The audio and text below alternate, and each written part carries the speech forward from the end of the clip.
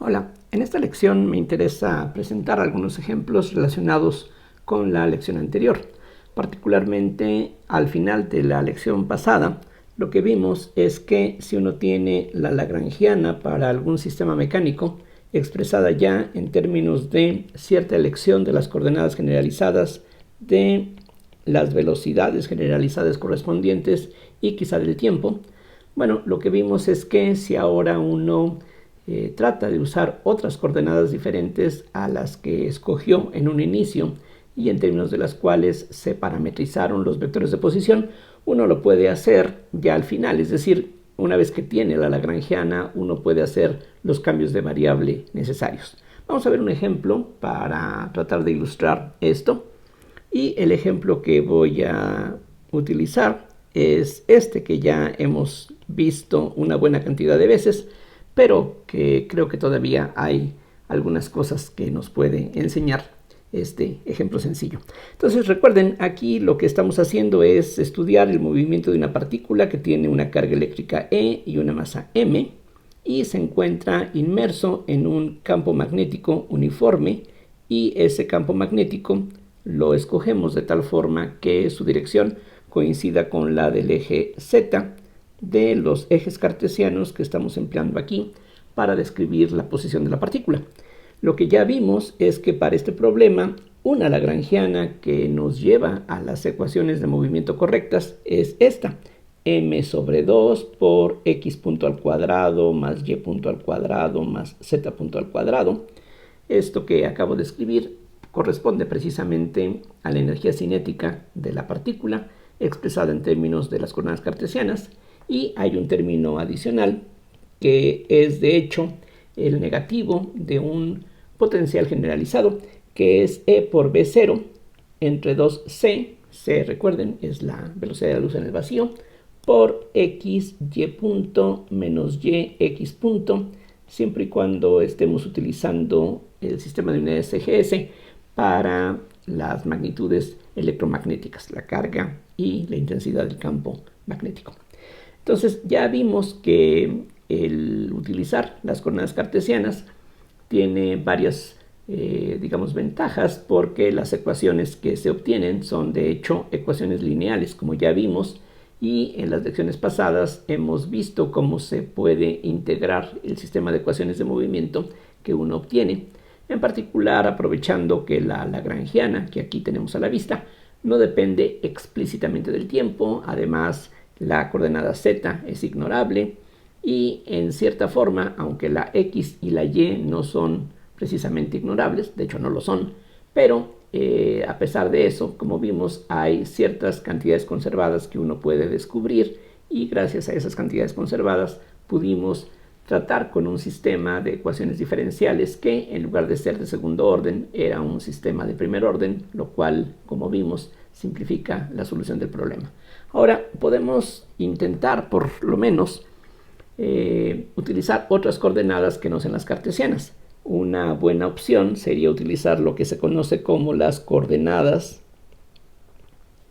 circulares cilíndricas o cilíndricas circulares. Normalmente estas coordenadas cilíndricas que vamos a utilizar son lo que regularmente entendemos por coordenadas cilíndricas, pero para ser un poquito más precisos voy a ponerles este segundo apellido. Entonces son coordenadas cilíndricas circulares.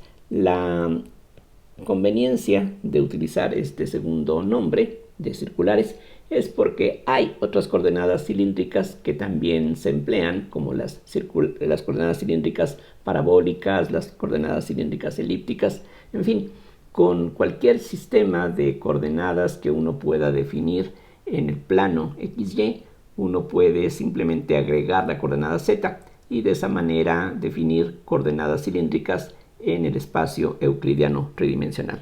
Esas coordenadas en este caso las vamos a denotar con ρ, φ, z.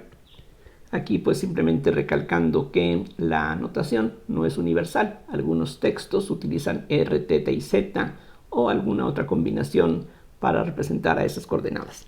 Aquí simplemente especifico de qué estamos hablando. Si nos fijamos en el plano XY, Entonces allí podemos utilizar, como ya sabemos, las coordenadas polares, que en este caso se van a denotar con la letra ρ minúscula que aparece en el renglón de arriba. Este ángulo, que frecuentemente se llama teta, bueno, aquí en este contexto lo vamos a llamar phi.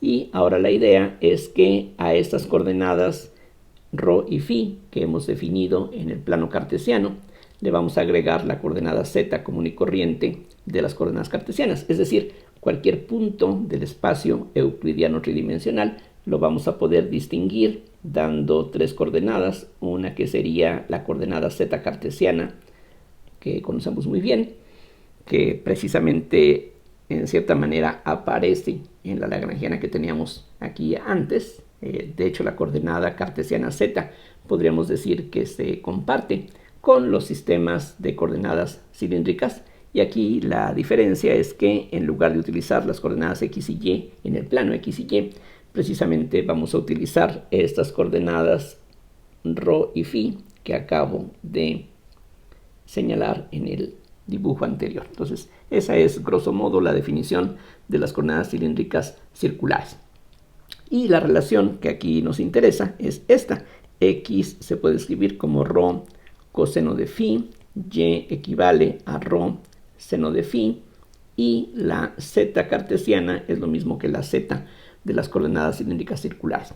Entonces, la idea es muy sencilla. Supongamos que por alguna razón no estamos muy contentos con el uso de las coordenadas cartesianas y queremos explorar el uso de las coordenadas cilíndricas circulares en relación con este problema de una partícula cargada en este campo magnético uniforme.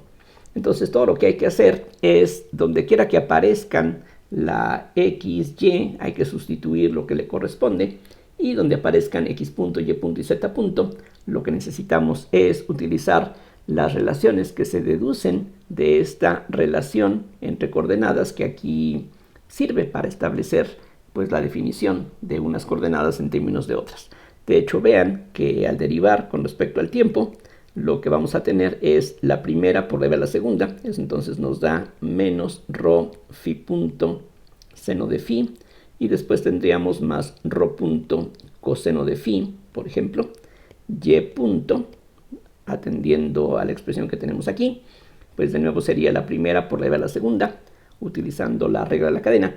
Eso nos da ρ phi punto coseno de phi, y tendríamos también ρ punto seno de phi. Finalmente, tenemos esta relación trivial. Z punto es Z punto, simplemente. Y entonces, sustituyendo estas expresiones en la lagrangiana que teníamos aquí arriba, vamos a utilizar exactamente el mismo símbolo L.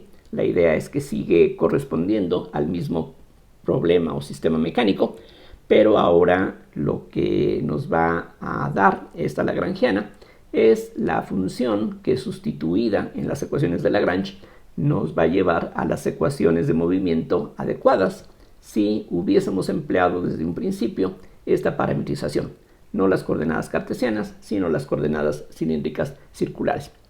Lo que se obtiene es esto. Tendríamos m sobre 2 que multiplica a la x punto cuadrada, que es menos ρ phi punto seno de phi más ρ punto coseno de phi al cuadrado. Después necesito y punto al cuadrado, que es ρ phi punto coseno de phi más ρ punto seno de phi, que hay que elevarlo al cuadrado. Y finalmente z punto al cuadrado, pues afortunadamente es z punto al cuadrado. Ahí no hay nada que necesitemos hacer. A eso ahora agregamos e por b0 sobre 2c, y necesitamos la x, que es ρ coseno de phi, por la y punto, que es ρ phi punto coseno de phi más ρ punto seno de phi, de acuerdo con las fórmulas que están aquí a la vista más arriba, menos la y, que es ρ seno de phi, aquí simplemente estoy copiando, por la x punto, que es menos ρ phi punto seno de phi más ρ punto coseno de phi, y nada más. Cualquier cosa que resulte de aquí es una lagrangiana que nos va a llevar, repito, a las ecuaciones de movimiento correctas, adecuadas para este problema, pero en términos de este otro conjunto de variables. Aquí, afortunadamente, esta expresión que se ve medianamente complicada, resulta que se puede simplificar considerablemente. Vean que tenemos aquí un binomio al cuadrado, lo mismo que en esta otra parte, del cuadrado del primero y del cuadrado de este otro primero. Lo que vamos a tener, como ustedes pueden convencerse fácilmente, es rho cuadrada por phi punto al cuadrado, ya que seno cuadrado de phi más coseno cuadrado de phi es idénticamente 1. En forma similar, del cuadrado de este término y del cuadrado de este término, lo que vamos a tener es simplemente un rho punto al cuadrado. Vamos a tener también z punto al cuadrado, y aquí ocurre algo afortunado, y es que los dobles productos que se forman al desarrollar estos binomios al cuadrado se cancelan. Podemos ver que en este caso, por ejemplo, tendríamos dos veces rho punto phi punto seno coseno, y de aquí tendríamos menos 2 rho punto phi punto seno coseno, que se cancelan, como decía. El hecho de que se cancelen esos términos se relaciona, simplemente nos dice que las coordenadas cilíndricas circulares son parte de lo que se llama coordenadas curvilíneas ortogonales. El hecho de que en el resultado final no aparezcan productos phi punto por rho punto, que podrían, de hecho aquí en el camino aparecen productos de esa forma, pero al final se cancelan. Entonces el hecho de que ocurran esas cancelaciones y tengamos simplemente cuadrados un tanto parecidos a los que teníamos en la expresión original. La diferencia es que en el caso de las coordenadas cartesianas, aquí los coeficientes son constantes, 1, 1, 1, mientras que aquí los coeficientes son 1, 1 y rho cuadrado. Eso es lo que hace la diferencia, pero aquí tenemos simplemente cuadrados que, insisto, reflejan el hecho de que las coordenadas cilíndricas circulares son coordenadas ortogonales, y eso, pues como aquí, va a simplificar muchísimas expresiones, no solamente en el contexto de la mecánica, sino que en otras aplicaciones, como por ejemplo en electromagnetismo, en mecánica cuántica, donde aparecen operadores como gradientes, divergencias, rotacionales. El hecho de que estemos tratando con sistemas ortogonales siempre lleva a simplificaciones en las expresiones de los operadores necesarios en esos casos. Lo que falta hacer ahora es ver qué simplificaciones se pueden hacer en esta otra expresión. Entonces comienzo por escribir el factor e por b sub 0 sobre 2c, y ahora veamos qué tendríamos en todo esto. Vean ustedes que tenemos aquí un producto, voy a subrayarlo para que se note. Fíjense en este término y fijémonos también en el otro que contiene a rho punto. El producto que tenemos aquí en esta primera parte nos lleva a un rho punto seno coseno, mientras que aquí tenemos menos rho punto seno coseno. Así es de que claramente esos términos se cancelan entre sí, y en forma un tanto similar los otros términos que aquí falta por considerar se simplifican. Lo que vamos a tener, como se puede ver con facilidad, es un factor rho cuadrada por phi punto. Aquí vean que tenemos un rho cuadrada phi punto, aquí también tenemos con signo más rho cuadrada phi punto, que multiplica a un coseno cuadrado más un seno cuadrado, lo cual es idénticamente 1. Así es que de nuevo, por las identidades trigonométricas básicas, tenemos una expresión así de simple. Entonces ese es el resultado. Vean que inclusive podríamos pensar que es un tanto más sencillo, sobre todo en la parte que se refiere al potencial generalizado, que lo que teníamos aquí originalmente en términos de las coordenadas cartesianas. Lo que se puede notar, si ahora nos fijamos en la expresión que hemos obtenido, es que en este caso no aparece la variable z, la coordenada z es ignorable, pero en este caso también la coordenada phi es ignorable. En la lagrangiana que teníamos en un principio, teníamos como ignorables estrictamente solamente a la z y al tiempo. Aquí en este caso la z sigue siendo ignorable, pero también tenemos otra coordenada que es la phi. Busquen aquí en esas expresiones y podemos convencernos de que aunque aparece la phi punto, la phi misma no está, así es de que es ignorable. Entonces en este caso de inmediato podemos ver que hay tres cantidades conservadas que son pues lo mismo que obtendríamos, repito, utilizando el formalismo original en términos de las coordenadas cartesianas, pero aquí tenemos unas cantidades conservadas que no son exactamente las mismas desde un inicio que las que teníamos en el otro tratamiento. Siempre que hacemos un cambio de coordenadas pueden aparecer o desaparecer algunas variables ignorables, y eso pues en algunos casos puede ser conveniente porque podemos descubrir que algo se conserva, cosa que quizá en la forma original no ocurría. Un ejemplo que sirve para ilustrar justamente esto sería el caso de una partícula libre. Para una partícula libre, es decir, si quitamos aquí, por ejemplo, el campo magnético, entonces tenemos una partícula libre. Entonces, en el caso original, aquí en términos de las coordenadas cartesianas, si quitamos el campo magnético, entonces lo desconectamos, la partícula anda moviéndose libremente. Aquí ni siquiera estamos pensando, recuerden, en un campo gravitacional. En ese caso, si quitamos este término, ahí tenemos tres coordenadas ignorables. X, Y y Z serían ignorables y el tiempo tampoco aparece en la lagrangiana.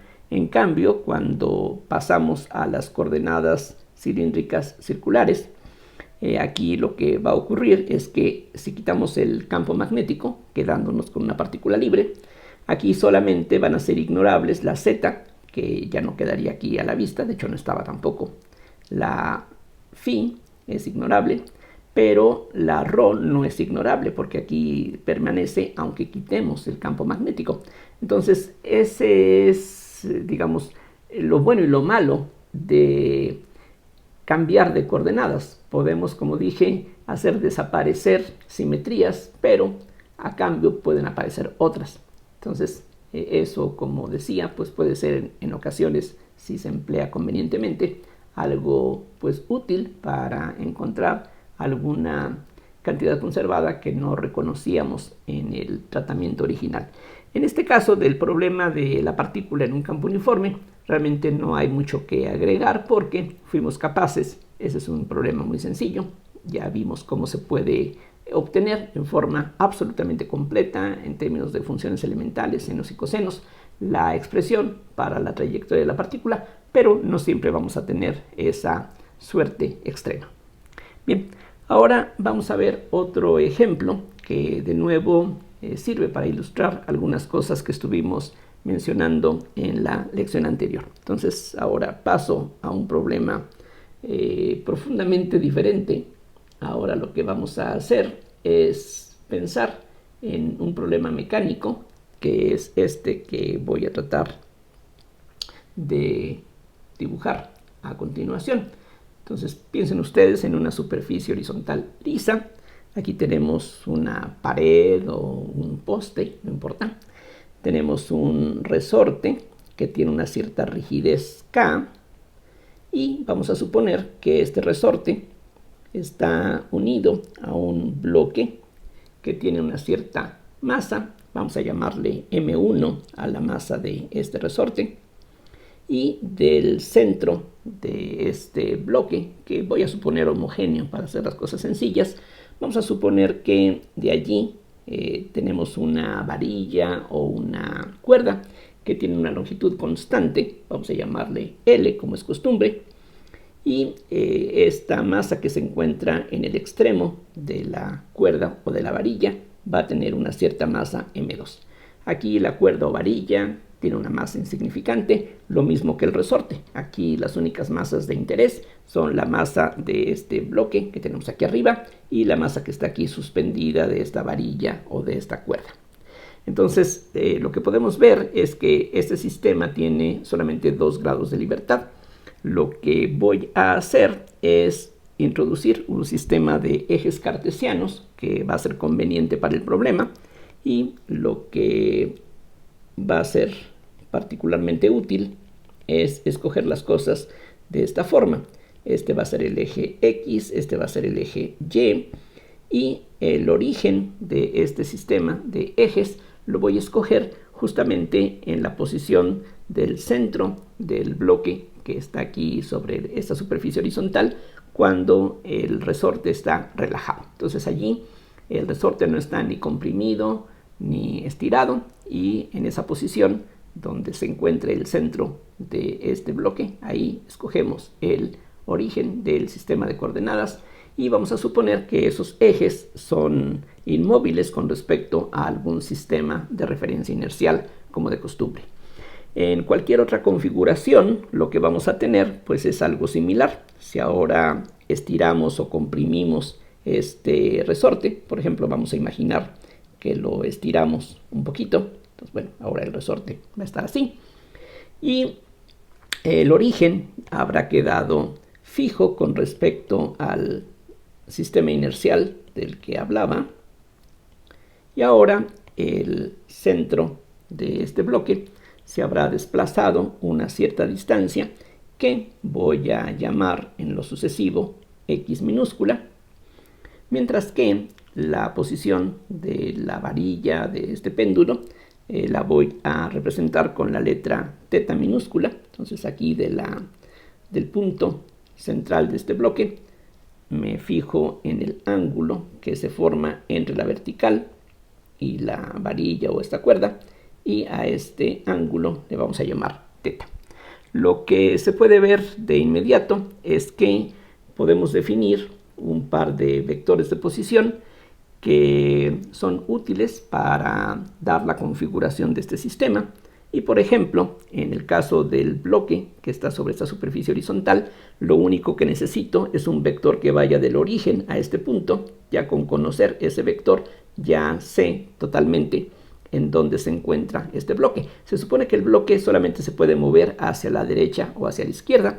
Entonces el único vector que necesito para saber dónde se encuentra en cualquier momento el bloque sería este vector R1 que estoy definiendo de esta manera. En cambio, para la masa que está aquí unida a esta varilla o a esta cuerda, lo que vamos a necesitar es algo un poquito más elaborado. Para llegar de este origen a este punto, lo que puedo hacer es primero avanzar horizontalmente, precisamente por este vector, y después descender en esta dirección la longitud L, que aquí se supone que es algo fijo. Entonces, un poquito de observar la figura nos lleva a la conclusión de que R2 sería X por Y más L, que multiplica. Lo que vamos a tener es una componente a lo largo del eje X, que tiene que ver con el seno del ángulo. Entonces vamos a tener el seno de teta por Y. Y en cambio, en la dirección negativa del eje Y, vamos a tener una componente que corresponde a menos entonces el coseno de teta. Entonces aquí tendríamos menos el coseno de teta por J. Entonces esas son las expresiones que nos muestran que efectivamente el sistema tiene dos grados de libertad. En este caso, las coordenadas que tenemos como coordenadas generalizadas serían, por ejemplo, la X, a esa le puedo llamar Q1, y la segunda coordenada sería, por ejemplo, el ángulo teta. Entonces, con los valores de X y teta vamos a especificar la configuración que tiene este sistema en cualquier instante. A partir de allí, no es difícil calcular la energía cinética, la cual necesitamos para formar la función lagrangiana, y en este caso, la energía cinética sería un medio de la masa m1 por su velocidad al cuadrado, lo cual es muy fácil de obtener, porque si R1 es esta expresión que tenemos aquí, su derivada, R1 punto, sería X punto por Y, así es de que la velocidad al cuadrado sería simplemente X punto al cuadrado. A eso hay que agregarle la energía cinética de la masa que está aquí colgando de la varilla. Entonces sería un medio de M2. Y ahora lo que necesito es calcular la derivada de R2 con respecto al tiempo. Y eso es simplemente X punto por Y. Y vamos a tener también un término que es L teta punto coseno de teta por Y más L teta punto seno de teta por J. Lo único que hice fue que al derivar, aquí la Y y la J son constantes en el tiempo, la derivada de este término nos lleva a un X punto, la derivada de este término, que también corresponde a la dirección Y, como la L es constante, usando la regla de la cadena, la derivada del seno es el coseno por la derivada de teta con respecto al tiempo, que se denota con este teta punto, Y aquí es algo similar. Al derivar este término, la L aquí sigue como constante multiplicativa que es. La derivada del coseno es menos el seno, por eso queda aquí un signo positivo. Y otra vez, por la regla de la cadena elemental, aparece un teta punto. Entonces lo que necesito ahora es elevar al cuadrado este vector, y eso entonces equivale a tomar el cuadrado de esta componente más el cuadrado de esta componente, y eso entonces lo que nos da es esto, x punto más L teta punto por el coseno de teta que hay que elevar al cuadrado, más L teta punto seno de teta que también hay que elevar al cuadrado. Esta expresión se puede ahora simplificar ligeramente, como ustedes pueden ver. Aquí tendríamos un medio de m1 por x punto al cuadrado más un medio de m2. Y ahora vamos a tener una x punto al cuadrado que no tiene con qué reducirse, pero del cuadrado de este término con este que está al cuadrado, dado que coseno cuadrado más seno cuadrado de teta es idénticamente 1, lo que vamos a tener es L cuadrada teta punto al cuadrado. Y finalmente tendríamos un 2L x punto teta punto coseno de teta, que en este caso no tiene con qué reducirse.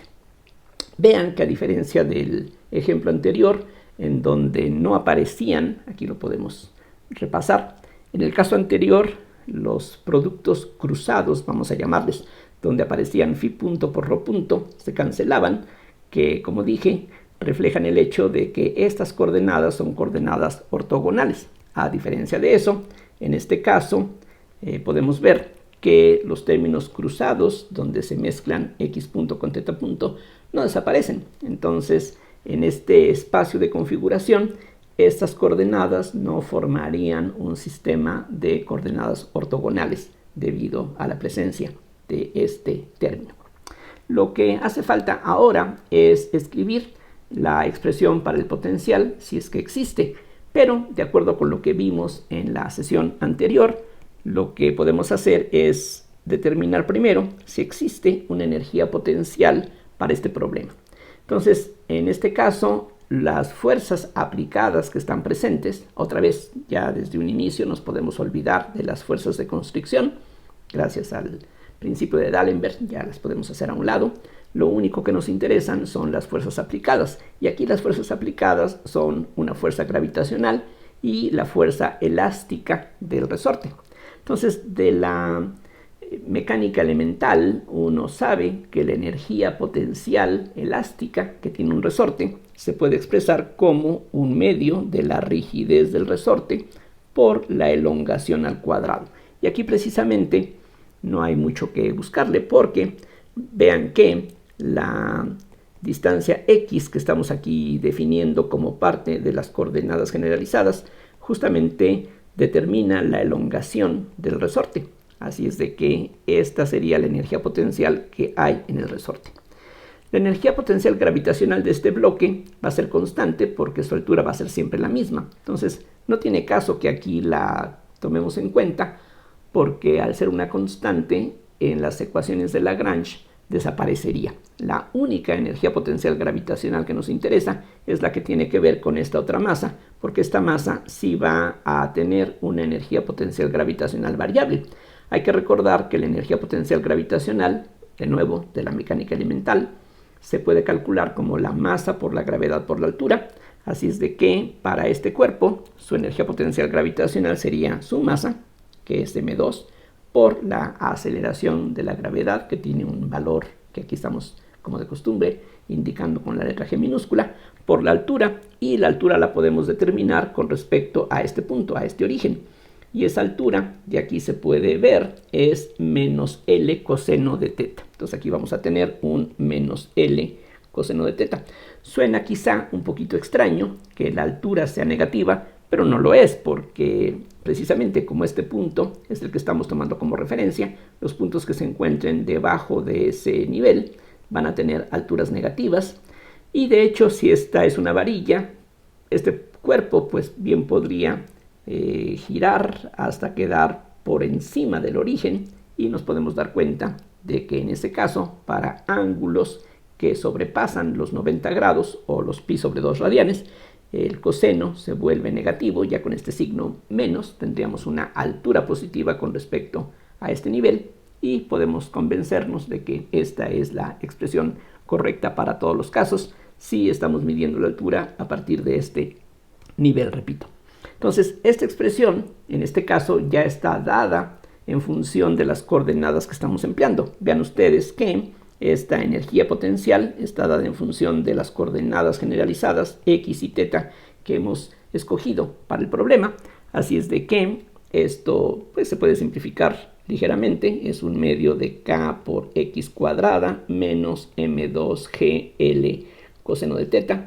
Y esto finalmente sería la expresión para el potencial, es decir, las fuerzas aplicadas que en este caso tendríamos se van a poder derivar de un potencial ordinario, que es esta B que aquí hemos identificado, y la forma de obtener esta B, precisamente apoyándonos en lo que vimos en la lección anterior, pues directamente se obtiene de la expresión que ya conocemos, decía, de la mecánica elemental para la energía potencial, que tiene que ver con las fuerzas que en este caso tenemos. Una fuerza elástica del resorte que suponemos que obedece al pie de la letra la ley de Hooke, y la energía potencial gravitacional que pues para un campo gravitacional uniforme es simplemente masa por gravedad por altura, así es de que no hay duda que esta sería la expresión adecuada. Por lo tanto, ya con todo esto establecido, podemos escribir la función lagrangiana, que sería entonces la energía cinética menos la potencial, es decir, un medio de m1 por x punto al cuadrado más un medio de m2 por x punto al cuadrado más l cuadrada θ punto al cuadrado más 2l x punto θ punto por el coseno.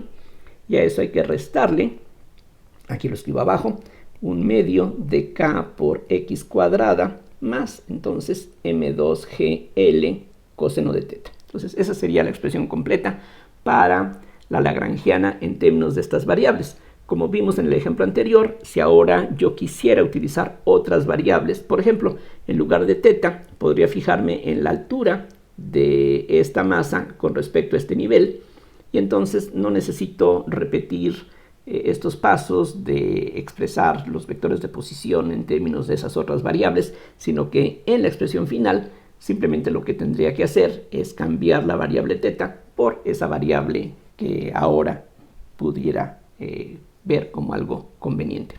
Una vez que tenemos la lagrangiana, eso es lo que necesitamos, y para eso nos sirve la lagrangiana nada más, para encontrar las ecuaciones de movimiento. En este caso, como hay dos grados de libertad, como hay dos coordenadas generalizadas, vamos a tener dos ecuaciones de movimiento, y esas ecuaciones pues fácilmente se pueden escribir ahora simplemente como un ejercicio de cálculo diferencial. Una de las ecuaciones lo que nos dice es que 0 es igual a d en dt por la parcial de L con respecto a x punto menos la parcial de L con respecto a x. Esa sería la ecuación correspondiente a la primera coordenada, a la Q1. Y como dije, lo que necesitamos hacer es un ejercicio muy sencillo de cálculo elemental. La parcial de L con respecto a x punto, la podemos ver, es m1 x punto, que proviene de aquí. Otro término sería m2, el 2 desaparece, m2 por x punto, entonces tendríamos aquí m2 por x punto, y otra contribución viene de aquí, el 2 de nuevo desaparece, y lo que vamos a tener es m2 por l θ punto coseno de θ. Eso es todo lo que sale de esta primera parte. Todavía aquí hay derivadas que podemos o que tendríamos que desarrollar, pero ahora falta calcular esta parcial, y la derivada de L con respecto a X solamente va a tener una contribución de este término. Vean que la X en los demás términos no aparece, así es de que solamente vamos a tener más K por X. El signo queda positivo porque este signo con este se cancela. Al derivar con respecto a X, un 2 desaparece y eso es todo lo que tenemos. Si ahora calculamos la derivada que está ahí indicada todavía, esto nos lleva a esto que escribo enseguida, sería m1 más m2 por x 2 puntos, y de este otro término vamos a tener dos contribuciones, una que sería m2 por l θ 2 puntos coseno de θ, y otra más que es m2l teta punto al cuadrado seno de teta, ya que al derivar este coseno con respecto al tiempo, otra vez por la regla de la cadena, nos queda un menos seno por la derivada del argumento, que es teta punto, y eso entonces nos lleva a este teta punto al cuadrado.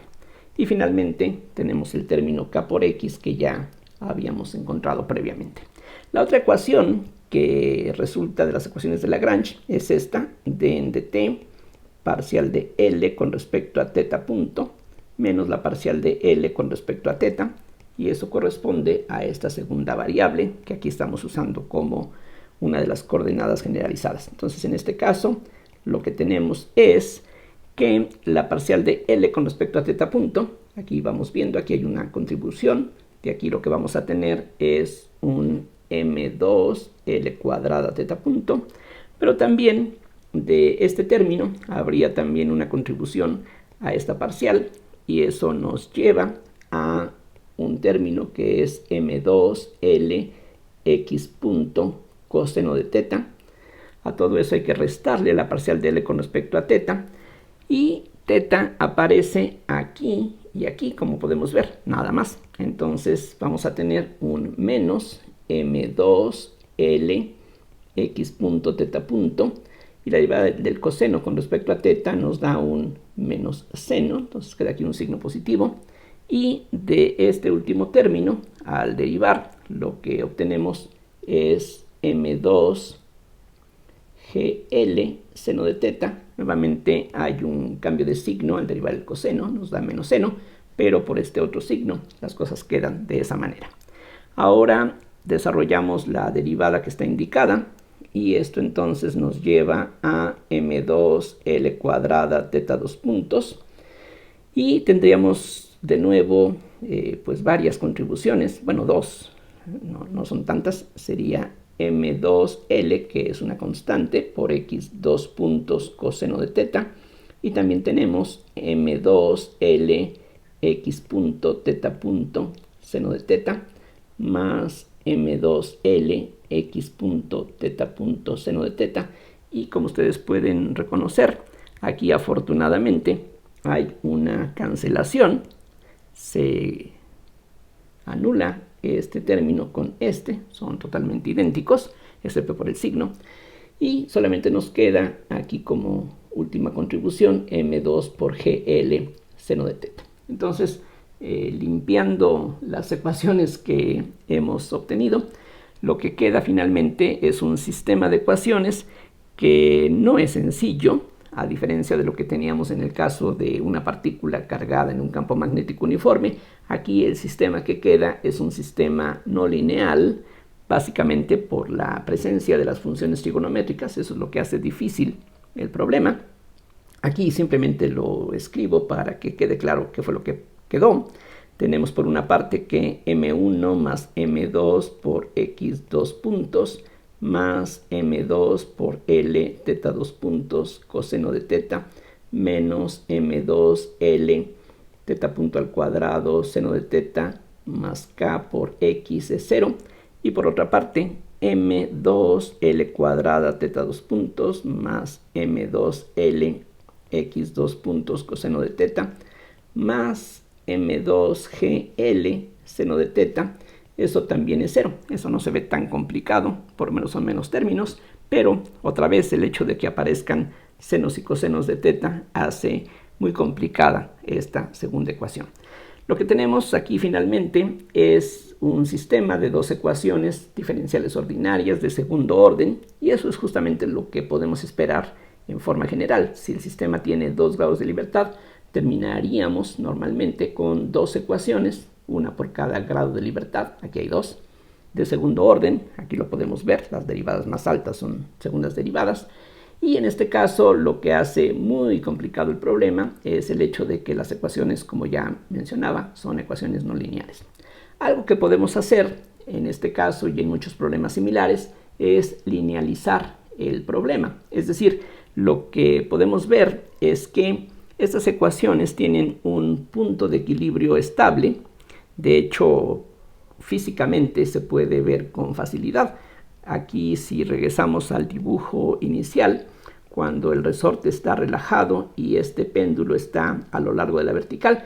Esa es una posición de equilibrio y podemos ver que efectivamente las ecuaciones lo reflejan. Vean ustedes que si pensamos en que x y θ sean 0, x sería 0 centímetros, 0 metros, θ en cambio sería 0 radianes, entonces es 0 en ambos casos, pero diferentes ceros.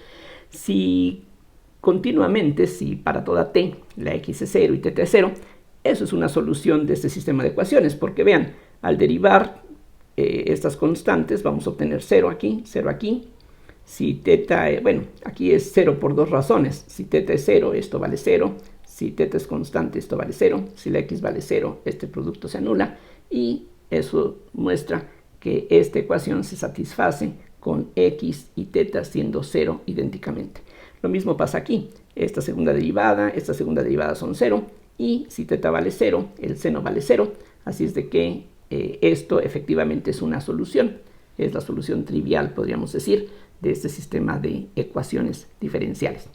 Lo que se puede hacer en estos casos, decía, es que a pesar de que tenemos un sistema no lineal, precisamente para tratar de obtener soluciones, lo que podemos hacer es el método de linealizar, es decir, fijarnos en movimientos del sistema cercanos a esta posición de equilibrio. Entonces, esto que tenemos aquí es una posición o configuración, sería un nombre creo que más conveniente porque se refiere a todo el sistema. Entonces estos valores corresponden a una configuración que es un equilibrio estable.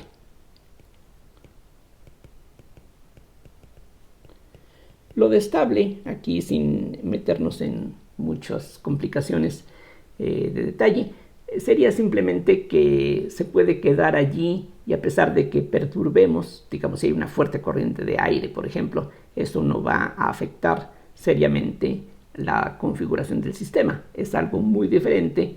Digamos, el ejemplo opuesto sería pensar en un lápiz que se para sobre su punta. Allí, si tenemos la suerte de lograrlo, bueno, esa configuración no es nada estable, por supuesto. Cualquier pequeño movimiento va a hacer que el lápiz se caiga. Entonces, en estos casos, cuando tenemos una configuración de equilibrio estable, lo que podemos hacer es linealizar. Entonces, las ecuaciones linealizadas de movimiento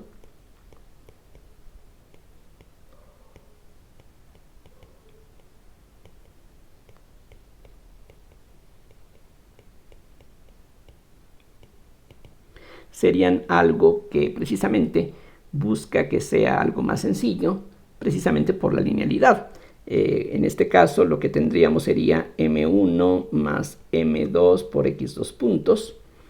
Y hay que recordar que para ángulos pequeños el coseno es prácticamente 1. Así es de que si sustituimos el coseno por 1, lo cual no es algo exacto, esa es la idea, lo que queremos hacer es aproximar para tener un comportamiento más sencillo. Y también hay que recordar que para ángulos pequeños el seno de θ, si θ está dado en radianes como aquí estamos suponiendo, sería prácticamente θ. Pero ese θ con este θ punto al cuadrado ya sería un producto de tercer orden, de tercer grado más bien. Entonces eso lo despreciamos. En cambio, este que es de primer grado lo conservamos. Entonces lo que tenemos aquí es k por x igual a 0. Y de esa forma lo que nos queda es una ecuación que a la fuerza la hemos vuelto lineal. En forma similar de la segunda ecuación, lo que obtenemos es m2 por l cuadrada θ 2 puntos.